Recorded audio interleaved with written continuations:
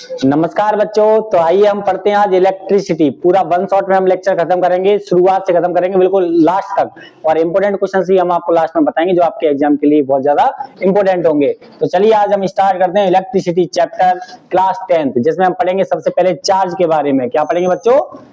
Charge के बारे में। उसके बाद इलेक्ट्रिक करंट पढ़ेंगे, फिर पोटेंशियल डिफरेंस पढ़ेंगे, उसके बाद हम रेजिस्टेंस पढ़ेंगे, और रेजिस्टेंस के बाद हम Ohm's law, electric circuit, parallel, series, heating effect of electric current, इन सब चीजों के बारे में हम समझेंगे। तो चलिए आइए हम स्टार्ट करते हैं चार्ज से।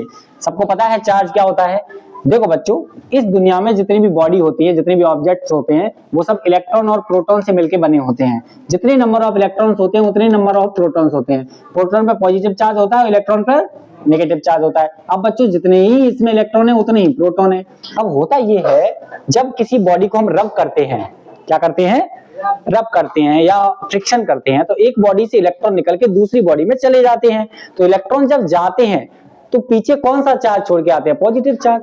तो इलेक्ट्रॉन का लॉस होना हमेशा पॉजिटिव चार्ज होता है। अगर किसी बॉडी के अंदर न्यूट्रल एटम होता है जिसके अंदर नेगेटिव पॉजिटिव दोनों इक्वल होते हैं, जैसे ही इलेक्ट्रॉन का लॉस होगा तो प्यारे बच्चों कौन सा चार्ज क्रिएट होगा? Positive charge. हो जैसे ही इलेक्ट्रॉन का गेन होगा, कोई बॉडी अगर इलेक्ट्रॉन एक्स्ट्रा गेन कर लेगी तो उसके अंदर कौन सा चार्ज आ जाएगा? Negative charge. तो ये बात ध्यान रखना। तो दो टाइप के चार्ज होते हैं, पॉजिटिव चार्ज और नेगेटिव चार्ज। पॉजिटिव चार्ज को कैटायन बोलते हैं और नेगेटिव चार्ज को एनायन बोलते हैं। चार्ज एक स्केलर क्वांटिटी होती है, चार्ज को क्यू से रिप्रेजेंट किया जाता है। और 1 कूलम चार्ज क्या होता है, ये डिफाइन कभी कभी एग्जाम में आ जाता है। तो 1 कूलम चार्ज क्या है? क्या है बेटा 1 कूलम चार्ज?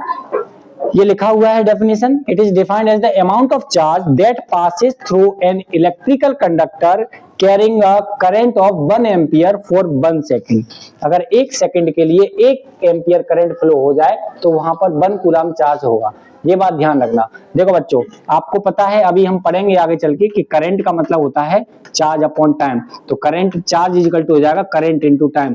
अगर 1 एम्पियर का करंट 1 सेकंड के लिए किसी कंडक्टर में फ्लो हो जाए तब वहां पर 1 कूलम चार्ज होगा।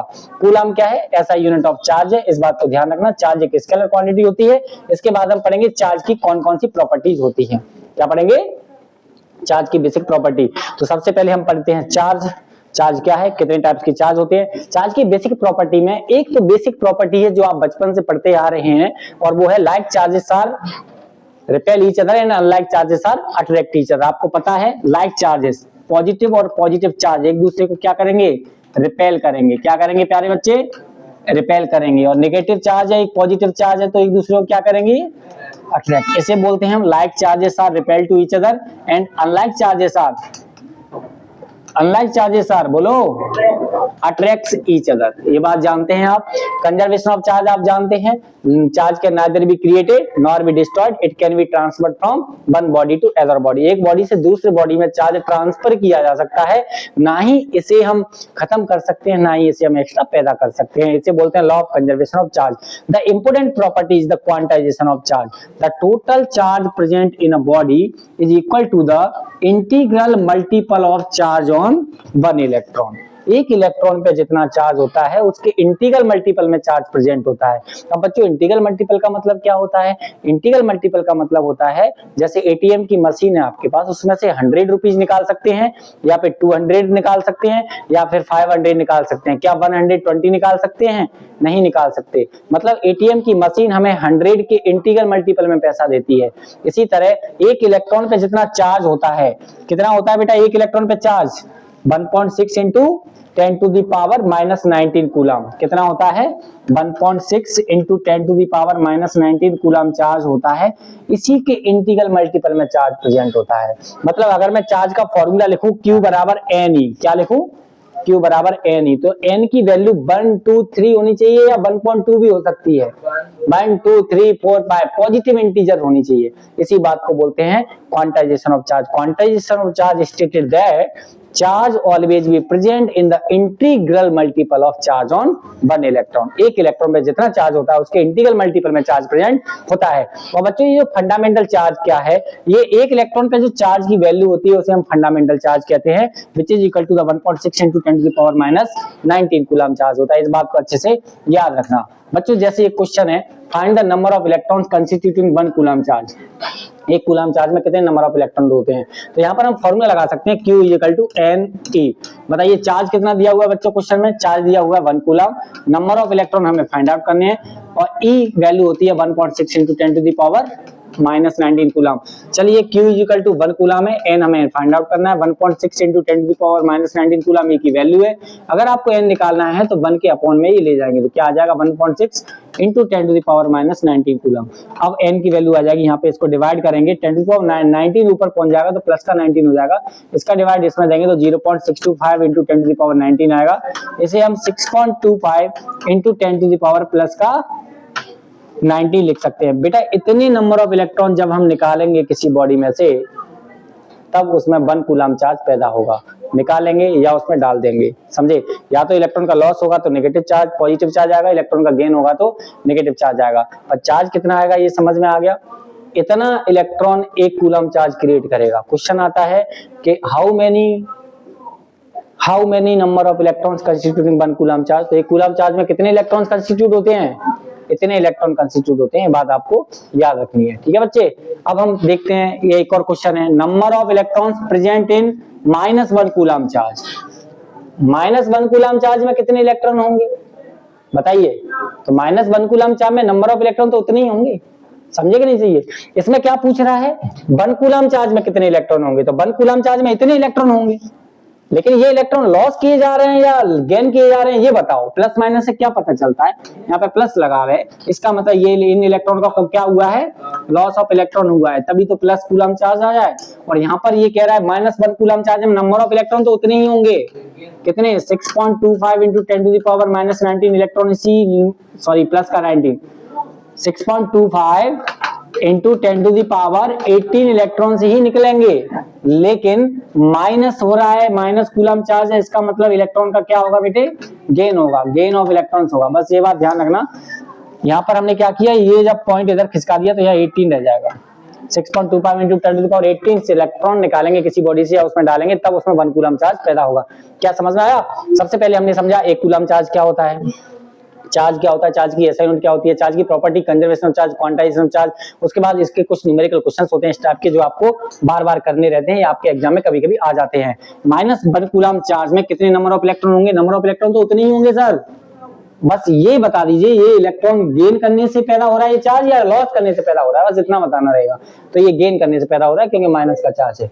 क्लियर है। जैसे क्वेश्चन है number of electrons present in 2 coulomb charge, 2 coulomb charge में कितने नंबर ऑफ इलेक्ट्रॉन प्रेजेंट होंगे, तो निकालने का तरीका क्या है, Q equal to NE, N निकालना है तो Q अपॉन E।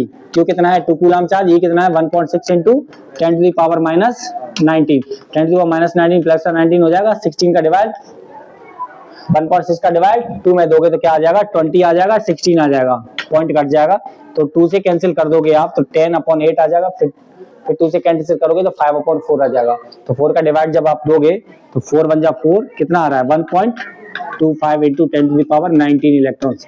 तो प्यारे बच्चों इतने इलेक्ट्रॉन जब आप निकालोगे या उसमें बॉडी में डालोगे तब 2 कूलम चार्ज पैदा होगा। अब ये +2 कूलम चार्ज है तो इलेक्ट्रॉन का क्या हुआ, वो यहाँ पे इलेक्ट्रॉन का क्या हुआ होगा, लॉस ऑफ इलेक्ट्रॉन हुआ होगा। अगर यही -2 कूलम चार्ज होता तो इलेक्ट्रॉन गेन होते, गेन होने, माइनस होने या प्लस होने से नंबर ऑफ इलेक्ट्रॉन चेंज नहीं होंगे। क्या चेंज होगा, इलेक्ट्रॉन का लॉस हो रहा है, इलेक्ट्रॉन का गेन हो रहा है, ये चेंज होगा। क्या समझ में आया थोड़ा थोड़ा कि नहीं आया, बिल्कुल ठीक है, आराम से आप इन्हें पढ़ें। देखो बच्चों एक क्वेश्चन है, which of the charge is possible, इनमें से कौन सा चार्ज पॉसिबल है, नॉट पॉसिबल। कौन सा चार्ज इनमें से पॉसिबल नहीं है, समझे। अब पॉसिबल नहीं है, पॉसिबल चार्ज कितना होता है जरा बताइए, सबसे छोटा चार्ज कितना होता है प्यारे बच्चों बताओ, सबसे छोटा चार्ज होता है 1.6 into 10 to the power -19 coulomb, ये सबसे स्मॉलेस्ट चार्ज है, इसे हम फंडामेंटल चार्ज भी कहते हैं, और प्यारे बच्चों इसे हम स्मॉलेस्ट चार्ज भी कहते हैं, और इसे हम फ्रैंकलिन चार्ज भी कहते हैं, इसे एलिमेंट्री चार्ज भी कहते हैं, ये सब इसी के नाम है। ये सबसे छोटा चार्ज है, इससे छोटा इस दुनिया में कोई चार्ज नहीं होगा। तो बताइए कौन सा चार्ज इनमें से पॉसिबल नहीं है, जो इससे भी छोटा हो वो पॉसिबल नहीं होगा क्योंकि सबसे छोटा ये है। तो बताइए इनमें से कौन सा है जो इससे सभी बड़े हैं, क्या ये इससे छोटा है, बड़ा है, क्या ये इससे छोटा है, ये सेम है, क्या ये इससे छोटा है, ये छोटा है। पावर में बेटा -20 लिखा हुआ है, तो पावर जब माइनस में हो तो वो छोटी मानी जाती है, बड़ी नहीं मानी जाती, समझे। 10 टू द पावर माइनस 19 लिखा है, यहाँ 10 टू द पावर माइनस 20 लिखा है, तो कौन छोटा है? 10 टू द पावर माइनस 20 छोटा है, तो ये चार्ज पॉसिबल नहीं है, क्योंकि सबसे छोटा चार्ज ये है, ये इससे भी छोटा है, तो ये पॉसिबल नहीं है। बड़ा चार्ज पॉसिबल है। समझ में आई बात कि नहीं आई? बिल्कुल सिंपल है, नन ऑफ दीज नहीं, this is the right answer. ये चार्ज पॉसिबल नहीं है, बाकी ये दोनों पॉसिबल है। ठीक है साहब, आगे बढ़ते हैं। क्वेश्चन है बच्चों 1 नैनो कूलम चार्ज। ध्यान से देखिए, क्वेश्चन में क्या लिखा हुआ है? Charge on body is 1 nano coulomb, then how many electrons are present in the body. 1 nano coulomb charge में कितने नंबर ऑफ इलेक्ट्रॉन प्रेजेंट होंगे? तो इसके लिए हमें पता होना चाहिए सर ये नैनो कूलम क्या है। देखो बच्चों, बहुत सारी चीजें होती हैं, एक तो होता है मिली, एक होता है माइक्रो, और एक होता है नैनो। पहले इन तीनों का मतलब समझो। मिली का मतलब होता है 10 टू द पावर 3, माइक्रो का मतलब होता है 10 टू द पावर 6, और नैनो का मतलब होता है 10 टू द पावर 9। मतलब अगर मैं आपसे बात करूं, एक नैनो कूलम में 10 टू द पावर -9 कूलम्स होंगे। बात मत करिए कृपया करके, दूर दूर बैठ जाइए, बिल्कुल दूर बैठ जाइए, दूर बैठ जाओ, आराम से रिस्पॉन्स करो। जो मैं पूछ रहा हूं उसका आप रिस्पॉन्स करो। 2 महीने बचे हुए हैं एग्जाम के, आप इसे ध्यान से पढ़िए, ठीक है?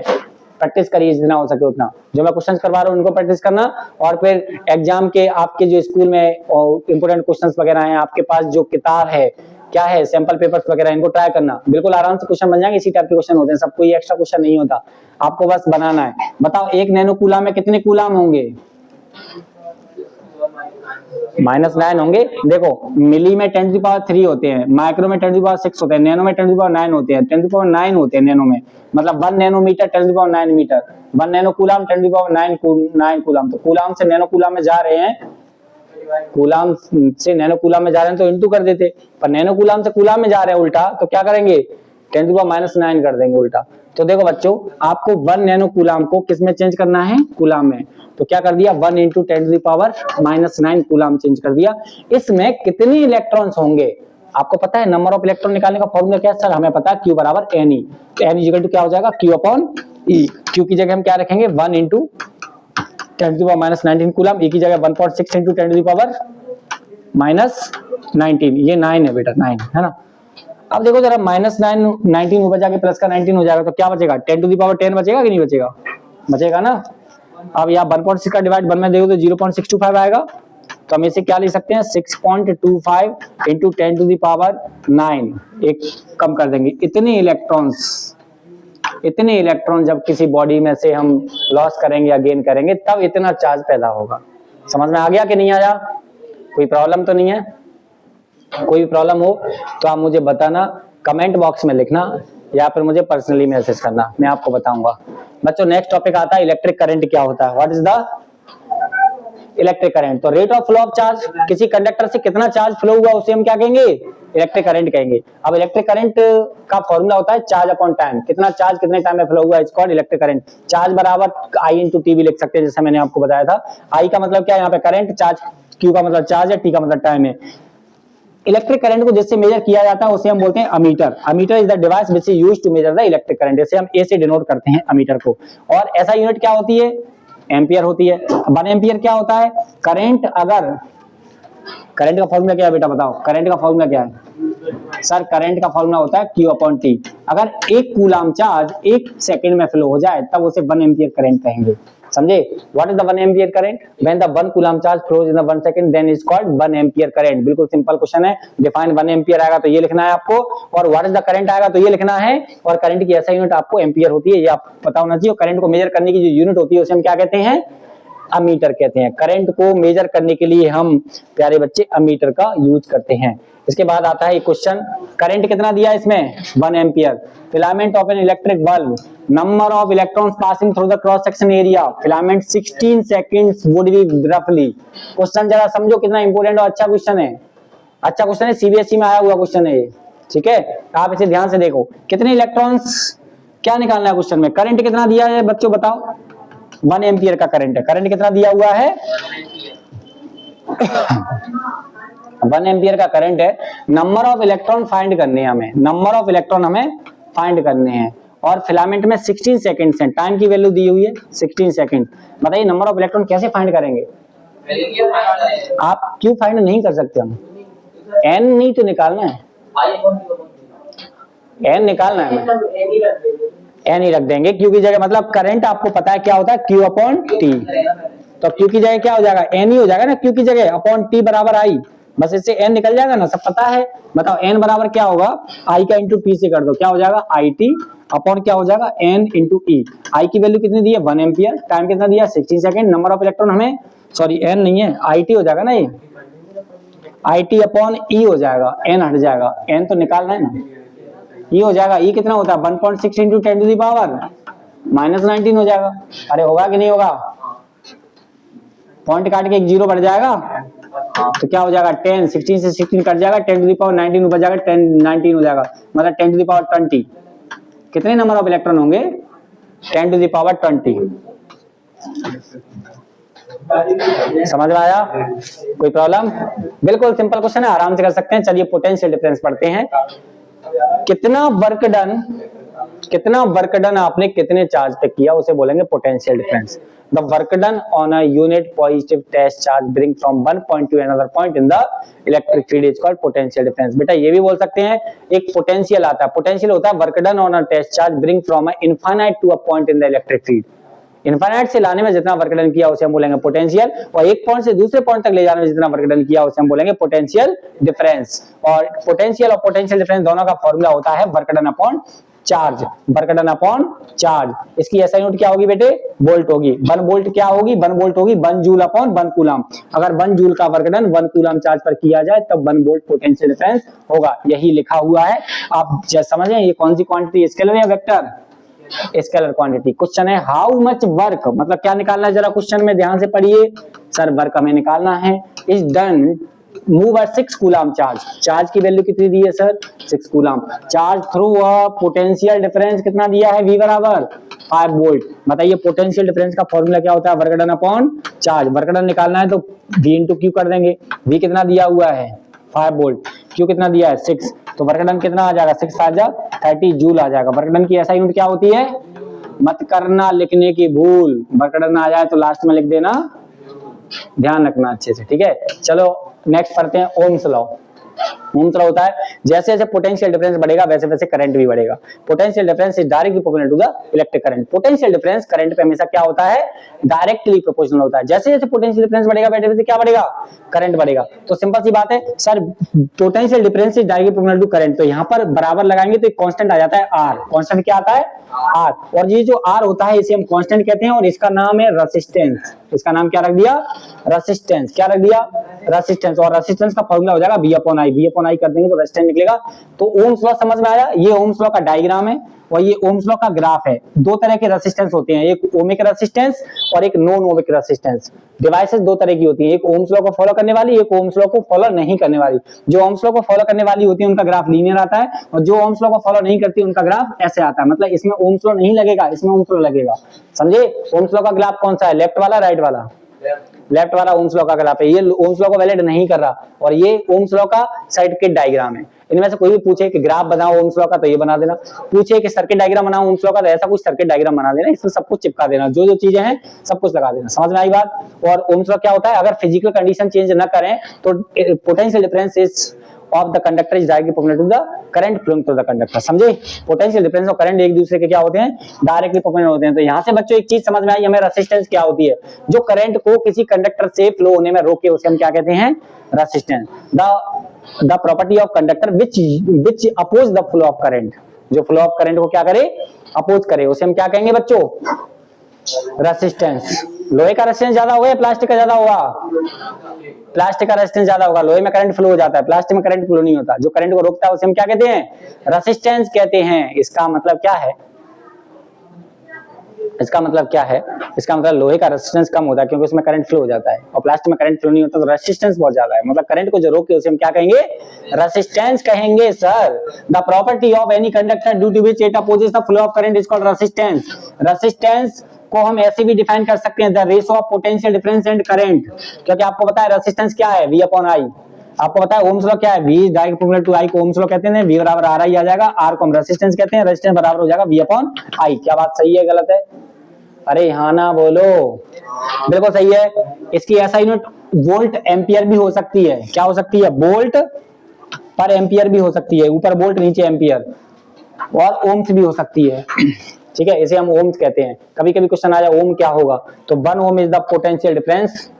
इफ 1 वोल्ट का पोटेंशियल डिफरेंस 1 एम्पियर करंट पे लगाया जाए तो 1 ओम का पोटेंशियल, बेटा 1 ओम का रेजिस्टेंस किसे कहेंगे, जब 1 वोल्ट का पोटेंशियल डिफरेंस लगाया जाए और 1 एम्पियर का करंट फ्लो हो जाए तब हम उसे 1 ओम का रेजिस्टेंस कहेंगे। कभी आ जाए डिफाइन 1 ओम रेजिस्टेंस तो क्या लिखोगे, समझ में आया? 1 ohm is the resistance of the conductor in which 1 ampere current flowing through it when the 1 volt potential difference applied across the ends of the conductor. समझ में आई बात कि नहीं आई?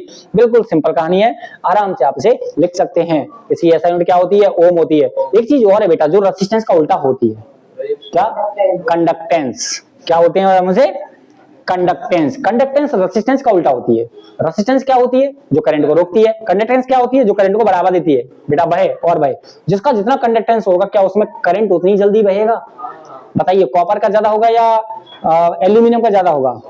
कॉपर का कंडक्टेंस ज्यादा है पर रेजिस्टेंस सबसे कम है, क्योंकि करंट जल्दी फ्लो हो जाता है उसके अंदर। समझ में आ रही बात की नहीं आ रही? बिल्कुल सिंपल बातें हैं बेटा, इसको हमेशा के लिए याद रखिए। चलिए हम पढ़ते हैं कौन कौन सी चीजों पर करंट रेजिस्टेंस डिपेंड करता है। रेजिस्टेंस लेंथ पर डिपेंड करता है। लेंथ के क्या होता है बच्चे, डायरेक्टली प्रोपोर्शनल होता है। रेजिस्टेंस डायमीटर पे डिपेंड करता है, एरिया पे डिपेंड करता है। तो resistance is inversely proportional to the area. जितना ज्यादा एरिया होगा उतना ही रेजिस्टेंस कम होगा, ये बात ध्यान रखें।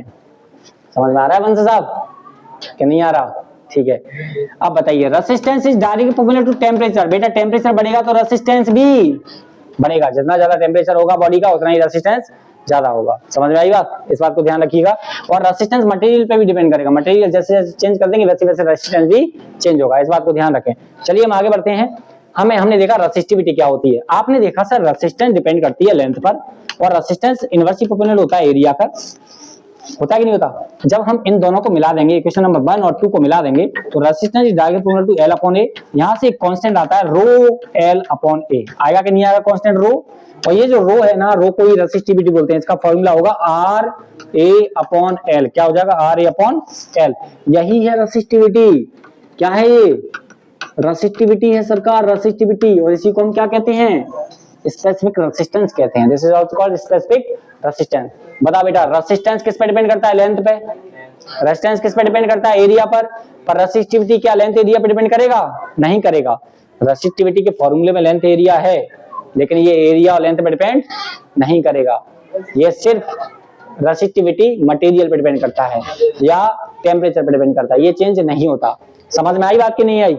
देखो, एक रेसिस्टेंस और रेसिस्टिविटी में डिफरेंस है, आप इसे पढ़ना बच्चों। इसके पीडीएफ में भेज दूंगा, लास्ट में टेलीग्राम की लिंक है, आप उसे क्लिक करना। मैं डिस्क्रिप्शन में लिंक भेज दूंगा, उस पर क्लिक करना, ये पीडीएफ आपको मिल जाएगी जो मैं पढ़ा रहा हूँ।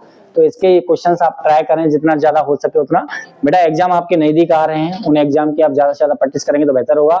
जितना हो सके उतना सुबह उठ के क्वेश्चंस लगाइए। 1 घंटा हर एक सब्जेक्ट को दीजिए, तभी अच्छा रिजल्ट आ पाएगा। अगर आप 1 घंटा भी नहीं दे सकते डेली का, 6 घंटा नहीं पढ़ सकते, तो निश्चित मानिए आपकी परसेंटेज 90 कम चली जाएगी। अगर आप 90 प्लस परसेंटेज लाना चाहते हैं तो उसके लिए आपको 1 घंटा हर एक सब्जेक्ट को देना पड़ेगा। लेकिन आप चाहें तो जो सब्जेक्ट आपका वीक सब्जेक्ट है उस पर ज्यादा टाइम दें। जो सब्जेक्ट ज्यादा इंपोर्टेंट सब्जेक्ट आपको लग रहा है कि सर ये तो बहुत सिंपल है हमारे लिए, उसके लिए कम टाइम देंगे तभी चलेगा। लेकिन आपको रेगुलर प्रैक्टिस करनी पड़ेगी, रेगुलर आपको पढ़ाई करनी पड़ेगी। स्कूल पे ज्यादा फोकस ना करें, सिर्फ और सिर्फ बोर्ड एग्जाम पे फोकस करें, तभी आपके परसेंटेज बनेगी। समझ में आई बात की नहीं आई? चलिए क्वेश्चन करें क्वेश्चन। क्या दिया है क्वेश्चन में? Calculate the of copper wire. Length कितनी है रेजिस्टेंस की? 2 मीटर। एरिया क्रॉस सेक्शन कितना है? 10 to the power -6 metre square. Resistivity कितनी है? 1.7 into 10 to the power -8 ohm metre.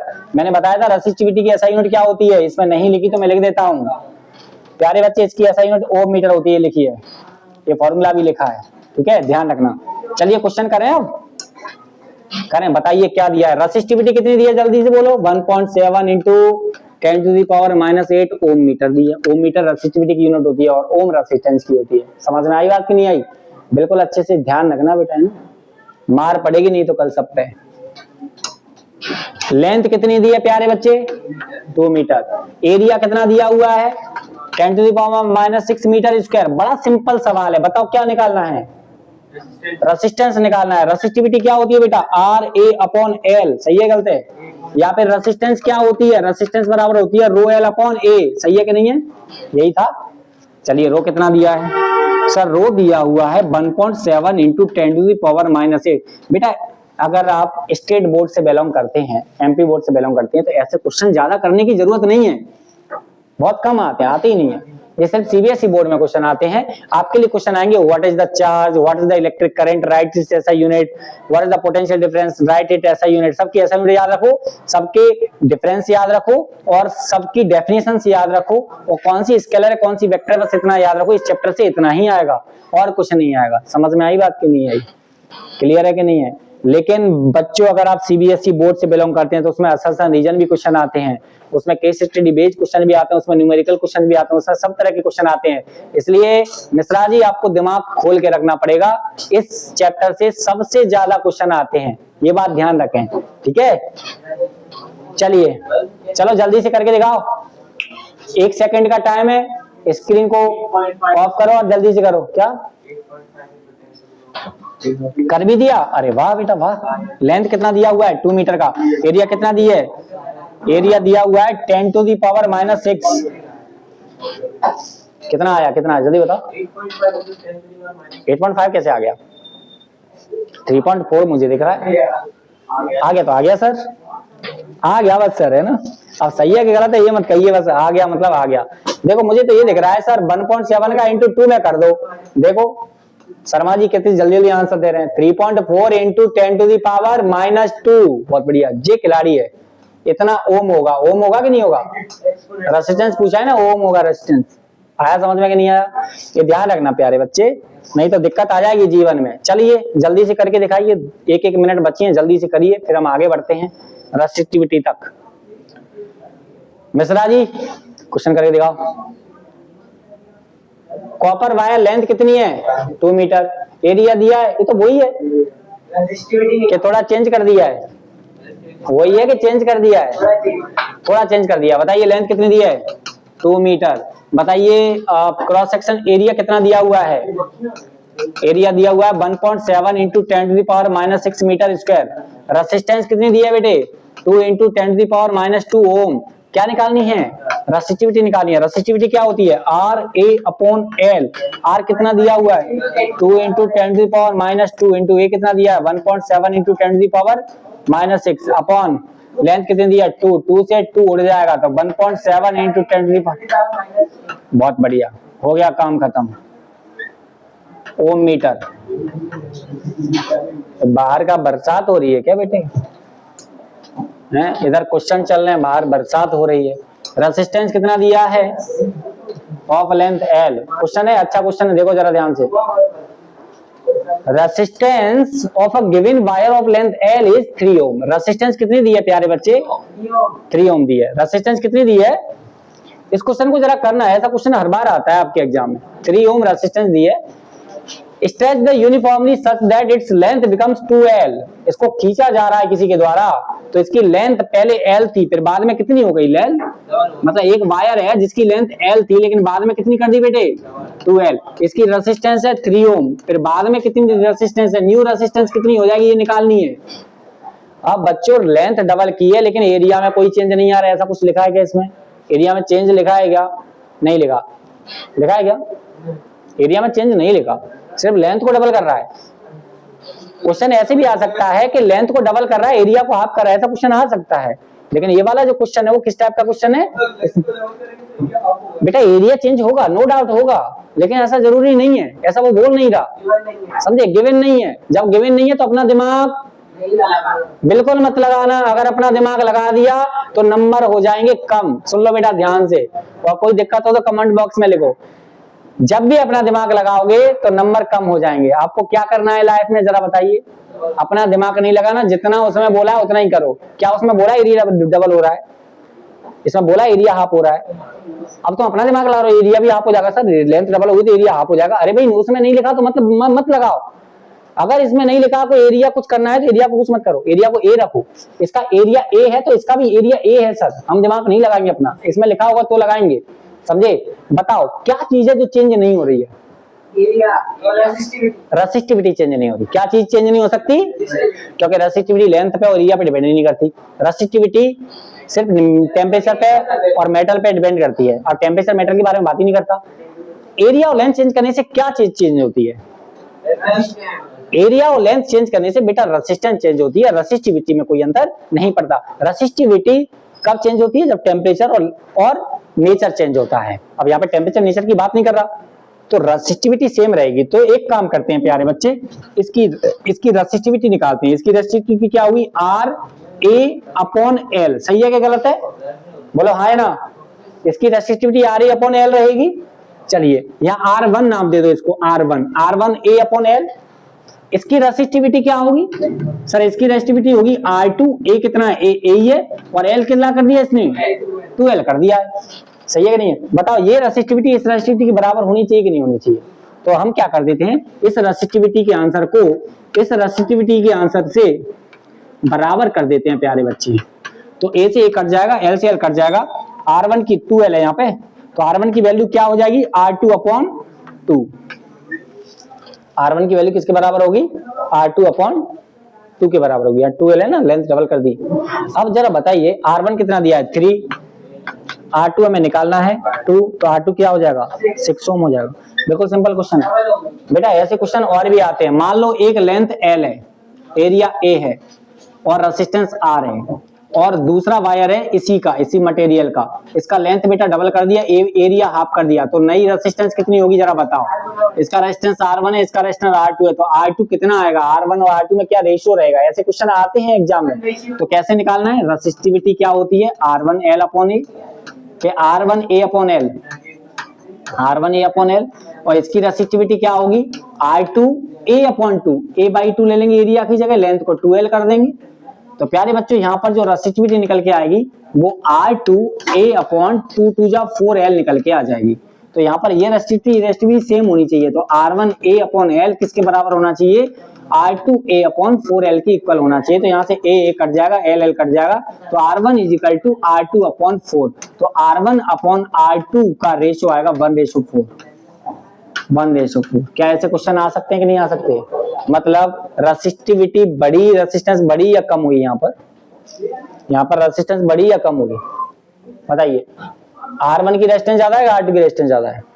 R1 की ज्यादा, R2 की रेजिस्टेंस ज्यादा है, R2 की ज्यादा है। 4 गुना बढ़ गई कि नहीं बढ़ी? सही है कि नहीं है?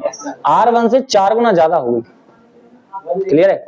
R2 में 4 का डिवाइड देंगे तब R1 आ रहा है, मतलब R2 बड़ा है ना। सही कि नहीं है? तो बताओ बच्चों, लेंथ को डबल करेंगे, एरिया को हाफ करेंगे तो रेजिस्टेंस 4 टाइम्स बढ़ जाती है, और लेंथ को हाफ करेंगे, एरिया को डबल करेंगे तो रेजिस्टेंस 4 टाइम्स कम हो जाती है। बस इतना याद रखना, ज्यादा दिमाग लगाने की जरूरत नहीं है। ऐसा कभी क्वेश्चन आए तो कर देना। इसी टाइप के क्वेश्चन बहुत हैं। अब मैं आपको बताता हूँ इलेक्ट्रिक सर्किट क्या होती है। आप सब जानते हैं इलेक्ट्रिक सर्किट के बारे में? नहीं जानते? सर्किट ऐसी होती है जिसमें करंट फ्लो होता है, जो करंट के फ्लो होने को मेंटेन करे उसे हम इलेक्ट्रिक सर्किट कहते हैं। इलेक्ट्रिक सर्किट के कुछ कंपोनेंट होते हैं, इनके आपको ये डायग्राम्स याद रखने हैं। बैटरी को कैसे डिनोट करते हैं, किसको कैसे डिनोट करते हैं, ये सब पता होना चाहिए। इसके बाद हम पढ़ते हैं कॉम्बिनेशन। कॉम्बिनेशन में एक सीरीज का कॉम्बिनेशन होता है, एक पैरेलल कॉम्बिनेशन होता है। तो प्यारे बच्चों, नेक्स्ट क्लास में हम series combination, parallel combination, heating vector of electric current, electric power, इन सब चीजों को पढ़ेंगे। ये बहुत ही बड़ा चैप्टर है, इसके हम 2 पार्ट आपके लिए बनाएंगे, और इंपोर्टेंट क्वेश्चन इस चैप्टर के हम लास्ट वीडियो में आपको बनाएंगे। टाइम हो गया है, मिलते हैं, bye bye, take care, see you.